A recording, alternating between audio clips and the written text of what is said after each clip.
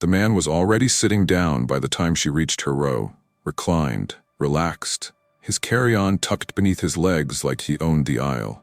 Seat 1A, her seat. She paused, hand on the headrest, not quite expecting the resistance, not this early in the morning, not with her belly 8 months forward and her name clearly printed on the ticket.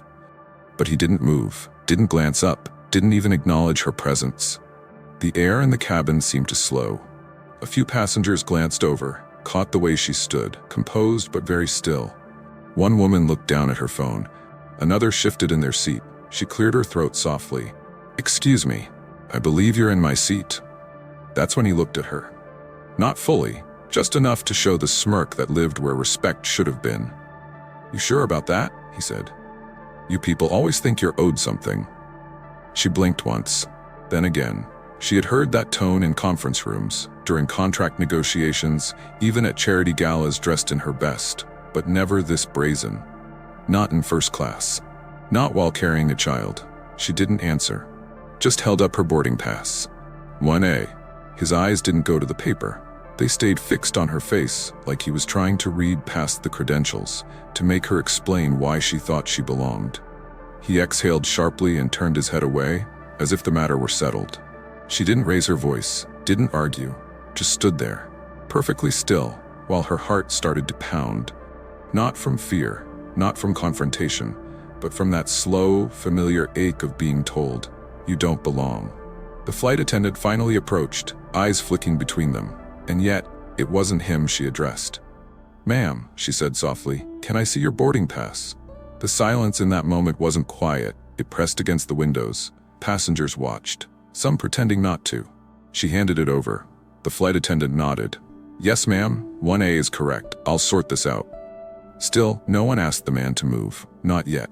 And in that pause, in that stretching moment between her truth and their hesitation, something inside her shifted. She had let so many things go for the sake of peace. But today? Today wasn't built for silence. So she reached into her coat, pulled out her phone, and made one call. Just one sentence, and it would change everything before the wheels even left the ground. Quick note, if you're watching this right now, take a second and hit that subscribe button. And tell us in the comments, what country are you watching from? You're part of something global here. Your voice matters. That morning had started with applause, not the performative kind, but the kind that comes from closing the impossible. Her team, mostly men in tailored suits and corporate lanyards, stood and clapped as the final document slid across the walnut conference table. Signed, stamped, sealed. $1.2 billion. A historic logistics merger. And not just any merger. This deal would place her company in a dominant position over east-west freight routes, partnering directly with the very airline whose flight she was scheduled to board that afternoon. She didn't celebrate with champagne. There was a quiet nod, a satisfied glance toward her assistant, and then she rose, slower than usual, placing one hand gently on her side. The baby had kicked twice during the final negotiations, almost like he knew the weight of the moment. Her steps were deliberate, graceful, but heavier than months prior. The doctor had advised against travel. Not unless it's absolutely necessary, he'd said, highlighting every risk in medical terms that tried and failed to sound neutral. But she'd weighed the risks, and she knew exactly what it meant for a black woman, a visibly pregnant black woman, to walk into Zurich's financial press circuit as the architect of a global transport revolution. Some people could zoom in. She couldn't afford to be pixels at this moment.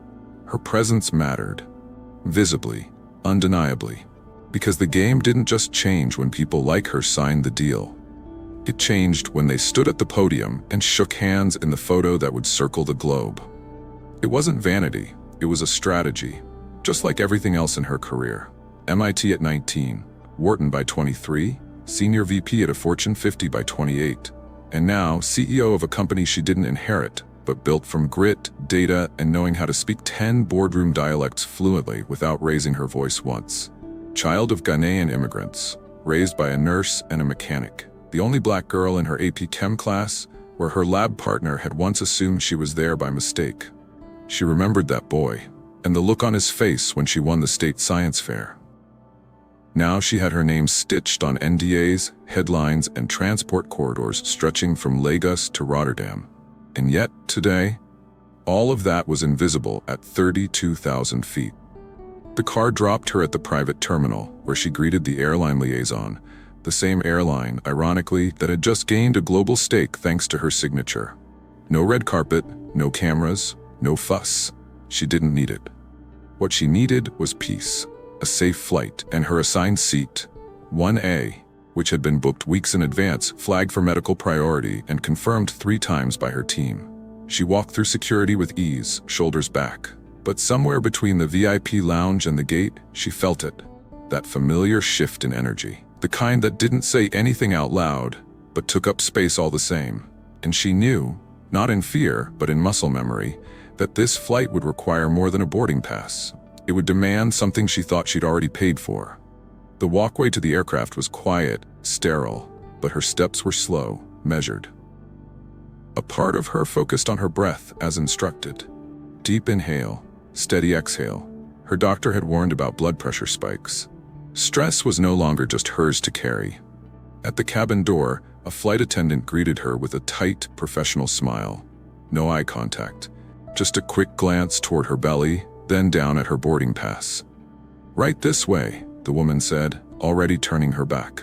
First class was nearly full, a polished group of early boarders, Wall Street types in silent suits, a retired couple whispering over orange juice, someone flipping through a leather-bound planner without really reading. And then, seat 1A. Occupied. She stopped. The man in the seat had already draped his coat across the armrest, shoes off, head leaned back, not asleep, not even pretending, just fully at ease. She spoke gently, keeping her tone neutral. "Hi, I believe that's my seat." His eyes opened slowly. He gave her a once-over, then smiled. Not warmly, not apologetically, but like someone enjoying a private joke. "Ma'am," he said, "this is first class." She nodded. "Yes, that's where I'm seated." He didn't look down at her ticket. He looked down at her. "You sure about that?" She didn't answer, just pulled her boarding pass from her bag and held it forward. He didn't take it. He barely glanced. "I think you might be confused," he said, returning his gaze to the front of the plane. "Maybe coach is more your section." The words landed with casual cruelty, not yelled, not sneered.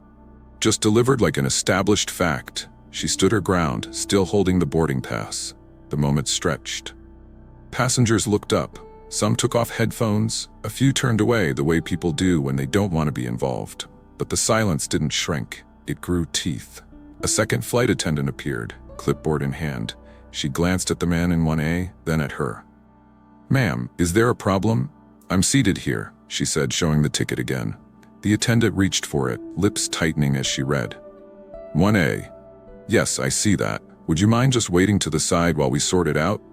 The request wasn't made of the man. Only her. She shifted to the side, carefully, hand on her stomach. Her child shifted too, like he knew. From the seat, the man muttered, "Probably just a mix-up. Happens all the time." He didn't stand, didn't offer to check his pass, didn't acknowledge that she might in fact belong there more than he did. And no one made him. That was the part that stayed sharp. Not just his assumption, but how easily the rest of the room followed it. He'd planted the seed, she doesn't belong. And everyone watered it with silence. She stood next to the curtain, eyes on the floor, one hand resting on her side, the other gripping her phone now. Not dialing, not yet, just holding it. The younger passenger, maybe late 20s, caught her eye from a few rows back. He looked from her to the man, then to the seat number above, his brows furrowed. Then he looked down quickly, like he'd seen too much. A full 3 minutes passed. No resolution, no movement, no apology.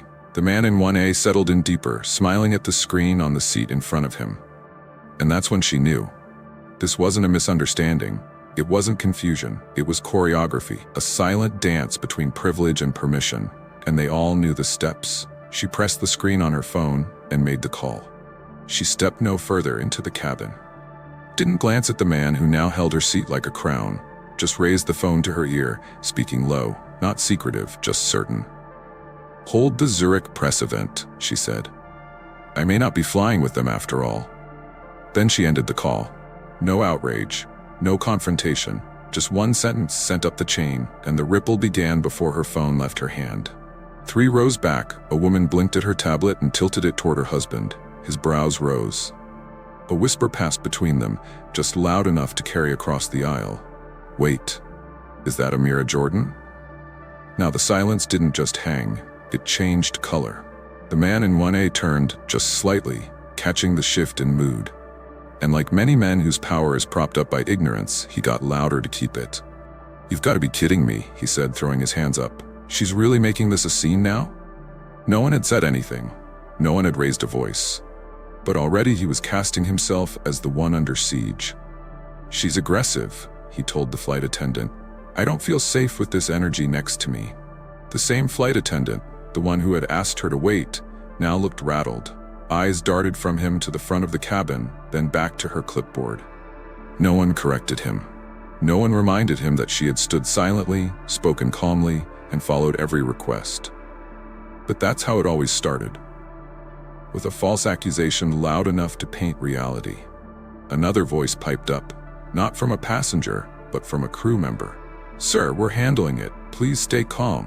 And yet that warning hadn't been extended to her. She stood where she had been asked to, said nothing. Still, his words filled the cabin. "You know, I fly first all the time," he said. "Never had issues like this until now." He didn't need to say what this meant. The rest of the cabin understood. So did the flight crew, who now found themselves performing calm professionalism over deep discomfort. Because what started as a seating confusion had morphed under the weight of his words into something more familiar, more dangerous. She watched it play out the way she'd watched boardroom dynamics flip after a question she hadn't even asked. Suddenly, she was the problem, not the error, not the lie, just her presence. 1 row over, a man cleared his throat. He was older, maybe late 50s. His expression was unreadable, but his posture had changed. More upright now, attentive. She didn't know if it meant support, she just knew the room had reached its tipping point. And still, she didn't move. Didn't flinch when Wallace's voice cut again. "Do you want to kick me out, just to make her feel special?" Another passenger looked up sharply. And then someone, it wasn't clear who, pressed the button for flight crew assistance. Overhead, a chime. One of the crew disappeared behind the curtain toward the cockpit. When she returned, her voice was even. "We'll need to confirm seating with ground staff," she said. "Please remain in your current seats." But her glance landed only on the woman standing, the one who had done nothing. And that was when the second phone call was made. Not by her, but by someone watching. And now the flight wasn't just delayed, it was becoming documentation. She didn't feel the seat under her. Because she wasn't in one. She stood where she had been told to wait, beside the galley curtain, 8 months pregnant, brushed aside, labeled aggressive, by a man who hadn't even looked her in the eye when he took what was hers. And as the murmurs grew, as the tension turned into paperwork and protocol and whispered consultations behind curtains, her body stayed rooted. But her mind went backward. Back to 1982, Mississippi. Her mother was 17 and riding the Yazoo City line back from Jackson. She had her acceptance letter to a state college folded in her purse, her hair pressed straight, shoes scuffed from walking to the bus station. She'd paid for a seat, full fare, window view, but the conductor told her otherwise. "Color sections in the back," he'd said, even though the law had changed. And when she pointed that out, carefully, with the kind of respect black girls were taught to deliver like oxygen, he'd laughed, just laughed, and said if she didn't want trouble, she should move. She did, but she cried through every mile. Amira hadn't been born yet, but she had heard that story every Thanksgiving, every birthday, every time her mother looked at her and said, "You fight quiet, baby, but you fight." And now here she stood, decades later, on an aircraft owned by the same country that had promised her mother progress. Same blood, same silence, same rules, dressed in new uniforms. Her hand slid to her stomach again. The baby shifted, pressing low. The captain had been notified. That much was clear. There was a different kind of movement now, a purposeful hush. One of the crew walked briskly from first to the cockpit, holding a tablet. Another whispered into a discreet calm at her collar. And then they came. 2 figures in uniform stepped through the curtain. Airline security. Their presence didn't bring order, it brought attention. Everyone saw them. Everyone felt it. The man in 1A, Wallace, leaned forward like he'd won something. "About time," he muttered. The lead officer scanned the cabin, slow and expressionless. No raised voices, no guns, just a clipboard in one hand and a folded manifest in the other. He stopped in front of her first. "Ma'am," he said, not unkind, "can I see your boarding pass?" She didn't hesitate, handed it over. He studied it, then turned to the other officer and nodded slightly. Wallace's voice piped up again, louder now. "You see? I've been saying she's causing a disturbance. Can we just get on with it?"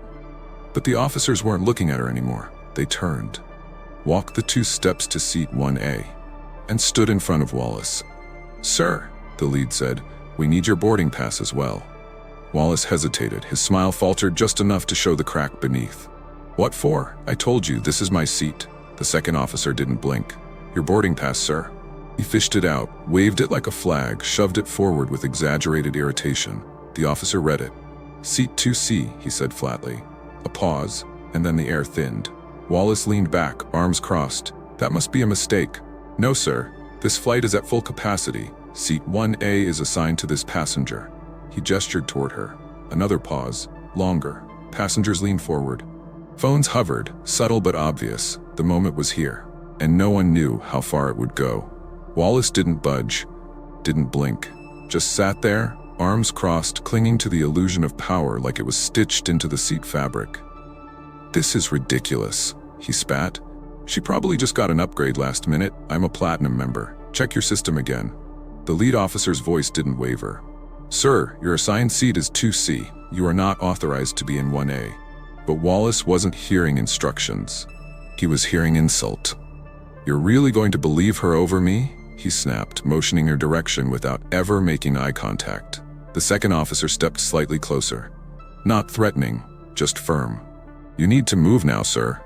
Passengers weren't pretending to mind their business anymore. Heads turned fully. Phones tilted slightly upward. Fingers hovered near record buttons. It was no longer a disagreement. It was a spectacle. Still seated, Wallace raised his voice. "This is reverse discrimination. I know my rights. You're all going to regret this." And then he made the mistake. He tried to stand, but not to move, to assert. He jabbed a finger in the air, far too close to the officer's badge. "You're going to toss me off this flight because she made a scene? You can't be serious." The officer didn't react, didn't flinch. He simply said, "Sir, this is your final warning." And then, from somewhere across the cabin, a quiet voice carried, "She didn't make a scene. You did." It came from a woman seated in 1B, blonde bob, blazer, laptop still open in her lap. She didn't look up from her screen. She didn't have to. Wallace turned toward her, stunned, but no one came to his defense. Not this time. He scanned the rows, looking for an ally, a nod, someone to share his outrage. All he found were eyes that didn't blink. One by one, passengers lifted their phones.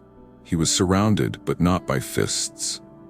By witnesses. He looked at the officers again. One had a hand lightly resting on the seat divider. The other was silent, just watching.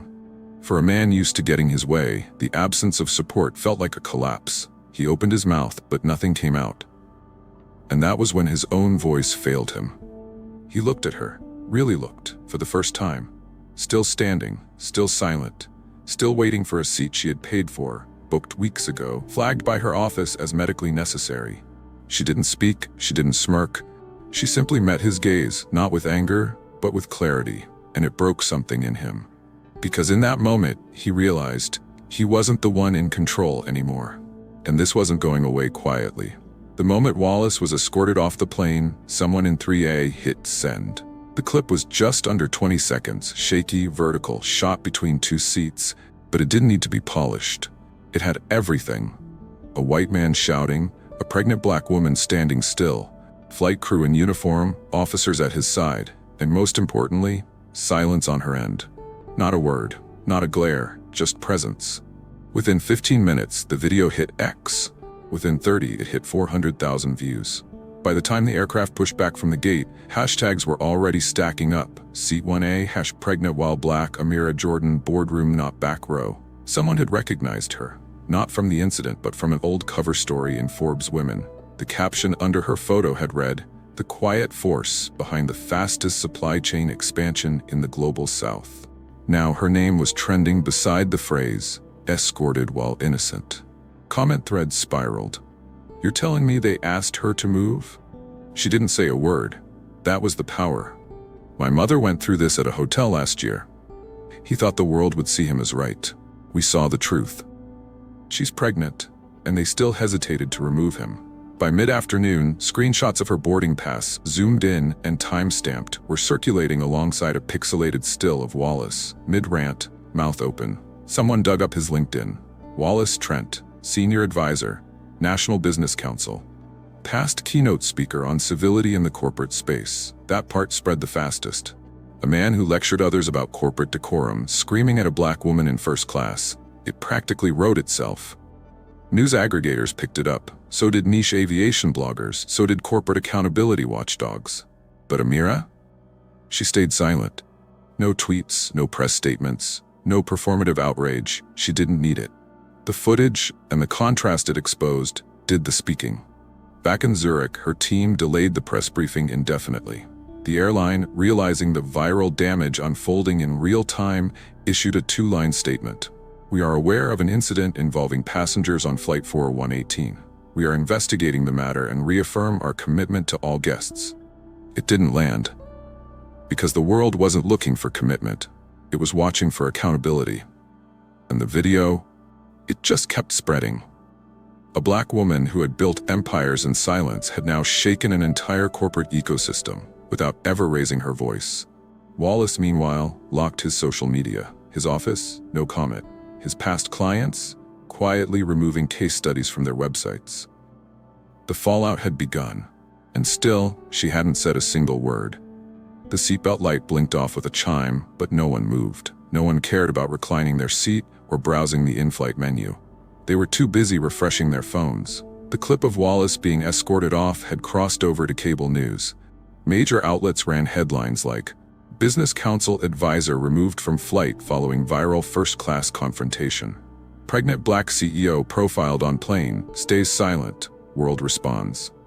One passenger live tweeting from row 4, wrote, I've never seen a room get quieter. She didn't shout, she didn't cry. She just made a phone call and waited. You could feel the shame crawl down the aisle. Another posted a photo, her hand resting gently on her baby bump, head turned toward the window. It became a symbol, one still moment in a storm of chaos she didn't create. By the time they touched down in Zurich, Amira's assistant had already fielded over 60 interview requests. She declined every one. The board of Wallace's organization, now under scrutiny, met in an emergency session. His access badge was suspended that night. The press release came the following morning, wrapped in corporate neutrality. The council does not condone the behavior exhibited by Mr. Trent. Effective immediately, his role as senior advisor has been terminated. No apology, just distance. Because proximity to racism was now too costly. Meanwhile, Amira's name was everywhere, but not in her words, only in the voices of others. Passengers called her poised, graceful, unshakable, but she didn't bask in it. She didn't repost. She didn't like a single comment. She had been through this cycle before. Not this publicly, not this virally, but she knew what it meant when your dignity had to trend in order to be believed. A week later, in a quiet corner of a Zurich hotel conference room, she met with her general counsel. I don't want revenge, she told him. I want to redirect. That afternoon, she transferred $1 million of her personal funds into a new foundation account, dedicated to addressing racial bias in aviation, corporate travel, and executive mobility. 2 days later, she made the first public move since the incident. A digital flyer went live. The Altitude Project. Because our journeys should never require explanation. The initiative offered legal support to travelers facing racial discrimination, as well as executive-level travel security audits for companies with diverse leadership. Within 48 hours, Fortune 500 firms had already pledged donations. And still, no interview, no memoir, no press tour. She had nothing to prove. The world had seen what it needed to. Back in the States, her mother called. Your grandmother would be proud, she said. And for the first time since the flight, Amira let herself exhale. Not because justice had been served, but because history hadn't repeated without resistance. She stood at the podium, not under stage lights, but beneath a soft halo of natural sun filtering through the glass ceiling of the Geneva Global Equity Summit. No dramatic entrance. No roaring applause. Just silence. The kind that meets a woman the world has already watched, not because she asked for attention, but because it had been forced on her. The crowd before her wasn't the internet. These were executives, diplomats, analysts, some curious, some defensive, all watching her now the way they hadn't on that plane. She adjusted the mic. I looked at no one, and then looked at everyone. I didn't speak during that flight because I didn't need to, she began. I've been speaking my whole life, and most people just waited for me to stop. No preamble, no dramatics. Just truth. Layered, precise. What happened that day didn't begin at seat 1A. It began in every meeting where I've been talked over, every cab I've been passed up for, every security line I've been double-checked in, and every boardroom where someone assumed I was there to refill water. You could hear pens stop moving, keyboards quieted.